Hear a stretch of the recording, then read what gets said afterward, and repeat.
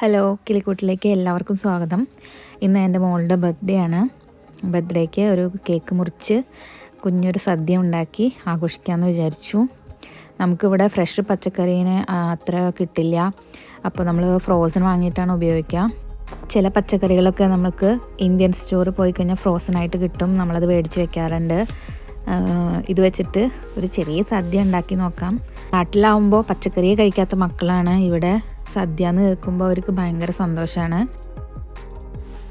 നാട്ടിൽ പിറന്നാൾ ആഘോഷിക്കുമ്പോൾ അവരുടെ കസിൻസും ഫ്രണ്ട്സൊക്കെ ഉണ്ടാവാറുണ്ട്, അതവർ നന്നായി മിസ് ചെയ്യുന്നുണ്ട്. സാമ്പാറും അവിയലും പപ്പടവും ഉപ്പേരിയും പിന്നെ ഒരു പാലട പായസം കൂടി ചേർത്തിട്ട് പെട്ടെന്ന് തന്നെ ഒരു സദ്യ റെഡിയാക്കി. മോൾക്ക് ചോക്ലേറ്റ് ഫ്ലേവറാണ് ഇഷ്ടം, അതുകൊണ്ട് തന്നെ ഒരു ചോക്ലേറ്റ് കേക്കാണ് മേടിച്ചത്. നല്ല അടിപൊളി ടേസ്റ്റുള്ള കേക്കായിരുന്നു കേട്ടോ.